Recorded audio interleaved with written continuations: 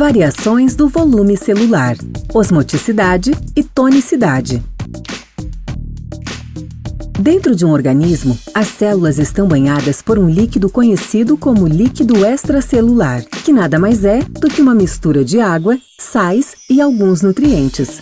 O líquido extracelular está sujeito a variações na sua composição e concentração, seja por um aumento ou por uma redução na quantidade de água, ou ainda por uma variação na porção de sais. No nosso dia a dia, várias são as situações que podem levar a variações na concentração do líquido extracelular. Podemos considerar aqui, por exemplo, o excesso de suor, a diarreia, o vômito, o excesso de ingestão de água, a ingestão de muito sal e o excesso de urina, comum em pacientes com diabetes. Todos estes são fatores que influenciam na composição do líquido extracelular. Quando há alguma alteração na concentração do líquido extracelular, nosso organismo trabalha para corrigir isso. E enquanto a concentração do líquido extracelular não é restabelecida, nossas células estão sujeitas a variar seu volume, podendo ou não recuperar o seu estado original. A regulação de volume talvez seja um dos mais antigos mecanismos que as células tiveram que desenvolver durante o processo evolutivo, e é importante ter em mente que para uma célula funcionar bem, a manutenção de seu volume é fundamental. Mas antes de darmos início à aula, vamos rever alguns conceitos básicos a respeito do volume celular. A primeira questão a ser levantada é: em o que consiste os conceitos de osmoticidade e tonicidade? E em que eles diferem?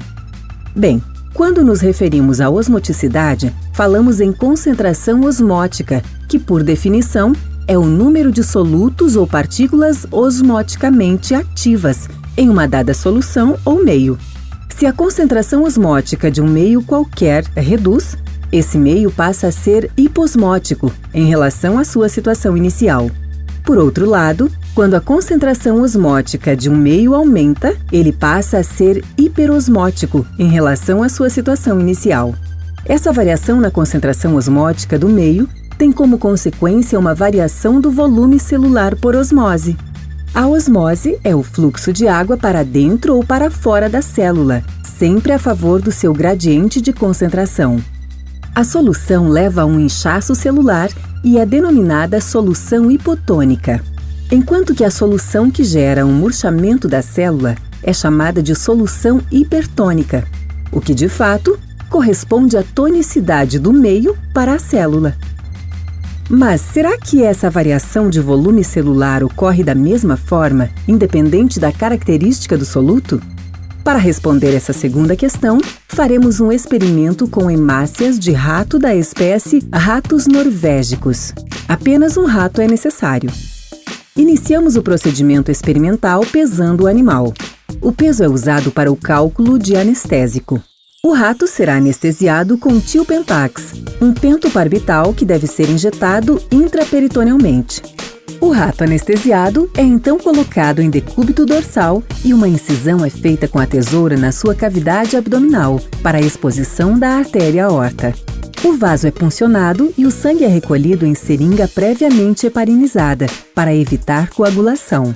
Em seguida, o sangue é despejado cuidadosamente em um tubo de ensaio.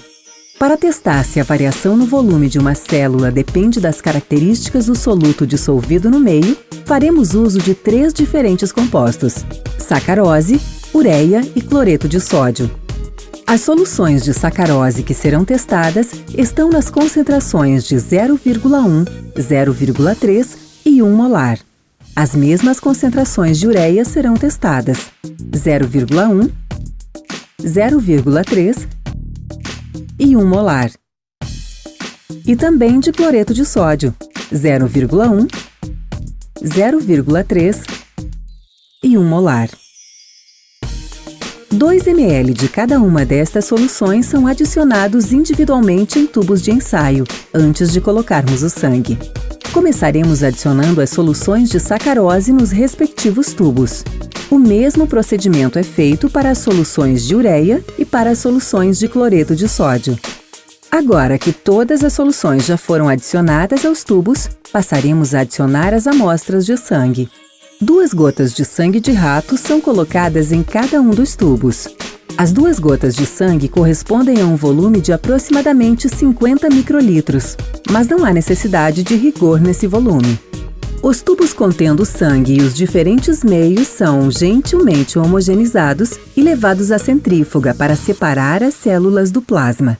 Para esta separação, é utilizada uma rotação de 500 Gs por 5 minutos, preservando assim a integridade das células diante da ação mecânica da centrifugação. Após a centrifugação, os tubos são transferidos de volta para a estante e organizados por tipo de soluto e concentração testada. Passaremos agora a analisar os resultados da experimentação com base no aspecto dos sobrenadantes. Vamos à sacarose. Podemos ver que na concentração mais baixa de 0,1 molar de sacarose, o sobrenadante encontra-se vermelho, enquanto que nas outras concentrações, o sobrenadante permanece incolor. No caso da ureia, vemos que, independente da concentração testada, todos os sobrenadantes encontram-se avermelhados. Mas, quando analisamos os tubos com soluções de cloreto de sódio, não evidenciamos nenhum sobrenadante avermelhado. Notamos apenas um aglomerado de células no fundo do tubo, assim como visto nas 2 concentrações maiores de sacarose. Vamos refletir um pouco sobre o que aconteceu com as células, com base no que observamos dos sobrenadantes. Aqui devemos lembrar que as células podem alterar seu volume em função da osmolaridade do meio, aumentando ou diminuindo de tamanho, ou ainda permanecendo com seu volume original. Também temos que recordar que em condições fisiológicas perfeitas, a osmolaridade do líquido extracelular de ratos, assim como de outros mamíferos, é de aproximadamente 0,3 osmolar. Isso significa que a concentração osmótica é de 0,3 moles de partículas osmoticamente ativas por litro de líquido extracelular. Iniciaremos a discussão dos resultados focando nos tubos que continham sacarose. As soluções de sacarose contendo 0,1, 0,3 e 1 molar de fato continham 0,1, 0,3 e 1 osmolar de sacarose. Isto quer dizer que as soluções continham 0,1, 0,3 e 1 mol de partículas osmoticamente ativas por litro de água.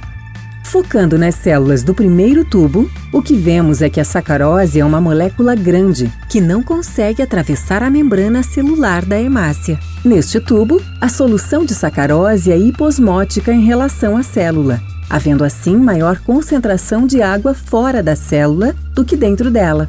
Logo, ocorre osmose, e a água flui da solução para dentro das células, que incham até estourar. Esse processo de rompimento da hemácia é conhecido como hemólise e libera a hemoglobina, por isso a solução acaba ficando vermelha. No segundo tubo, a sacarose está na mesma concentração osmótica que o líquido do interior da célula, isto é, a solução está isosmótica em relação à célula. Nesse caso, o fluxo de água é bidirecional. A quantidade de água que flui para dentro e para fora da célula é a mesma, e a célula não varia seu volume. Ou seja, além de isosmótica, esta é uma solução isotônica. Já no terceiro tubo, a solução de sacarose é hiperosmótica em relação ao meio intracelular e, por isso, a água sai das células, que acabam por murchar.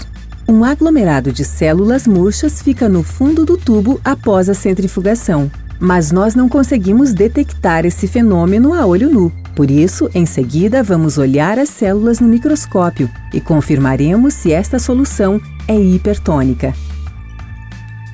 Passaremos agora a discutir os resultados referentes às soluções com ureia.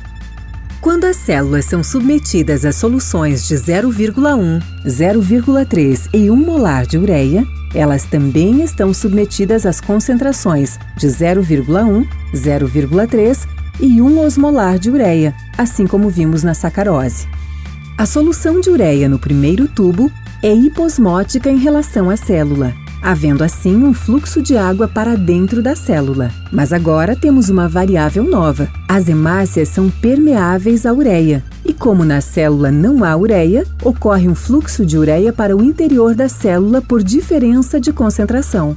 Para cada molécula de ureia que entra na célula, é gerado um novo gradiente osmótico e mais água entra na célula. Como resultado, a célula incha tanto que acaba por estourar. Por isso que a solução fica vermelha. As células estão hemolizadas. No segundo tubo, a concentração de ureia triplica e, portanto, mais ureia entra na célula e mais água entra também, fazendo com que mais células estourem e mais rapidamente. No terceiro tubo, a concentração de ureia no meio é ainda maior. Então, há um grande fluxo de ureia para dentro da célula seguido de água. As células, mesmo nessa condição hiperosmótica em relação ao meio, recebem água devido à grande entrada de ureia e incham até estourar. Assim, percebemos que, independente das concentrações osmóticas, todas as soluções são hipotônicas. Agora, vamos olhar os resultados das células nas soluções de cloreto de sódio. Quando as células são submetidas a soluções de cloreto de sódio de 0,1, 0,3 e 1 molar, elas estão sendo submetidas ao dobro da concentração osmótica, isto é, 2 vezes mais partículas osmoticamente ativas por litro de água.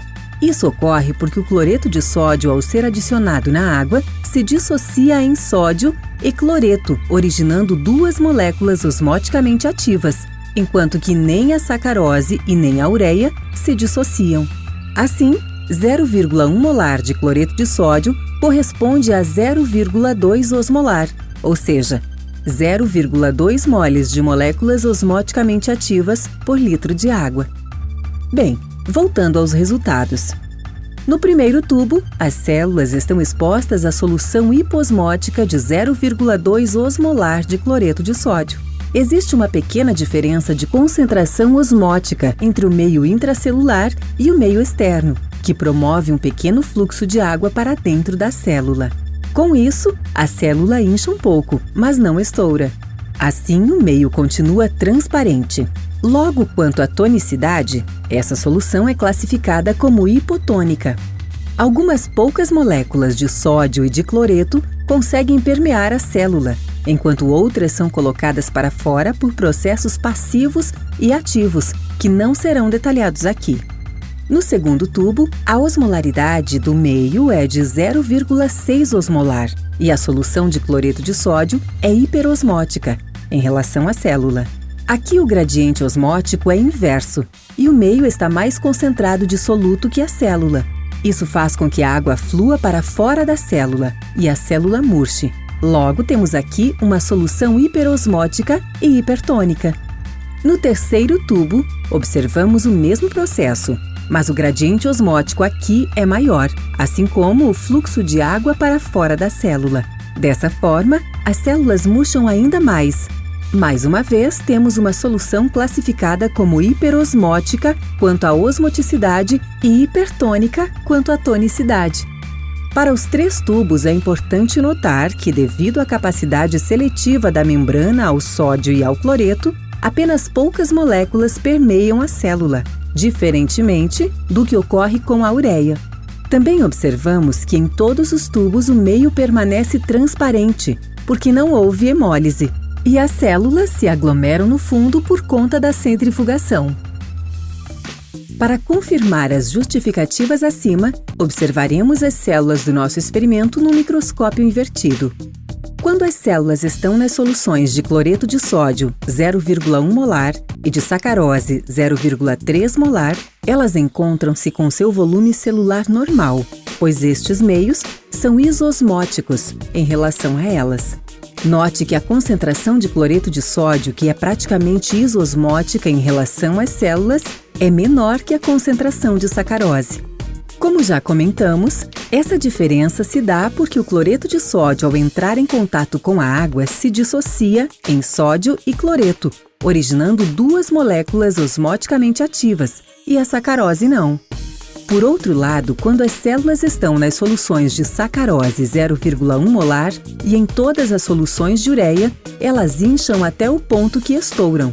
No caso, a sacarose a 0,1 molar caracteriza um meio hiposmótico em relação ao meio intracelular, enquanto a ureia é um soluto permeante às células. Já os meios com cloreto de sódio a 0,3 e 1 molar e de sacarose a 1 molar, por serem hiperosmóticos em relação à célula e pelo fato de serem compostos por solutos não permeantes, acabam por fazer a célula perder água e murchar. Com esses resultados, fica claro que a tonicidade de uma solução depende da osmoticidade e da natureza do soluto, se ele é permeante ou não à célula. Quando uma solução não apresenta solutos permeantes, a tonicidade sempre será igual à osmoticidade, só dependendo do gradiente osmótico. No entanto, quando a solução apresentar um soluto permeante, a tonicidade dependerá não somente do gradiente osmótico, mas principalmente do gradiente do soluto permeante. Assim, encerramos nossa discussão sobre osmoticidade, tonicidade e o volume celular. Você acabou de assistir uma aula demonstrativa sobre variações do volume celular. Para maiores esclarecimentos, acesse nosso material de apoio através do site www.numeb.furg.br ou no CD que acompanha o vídeo.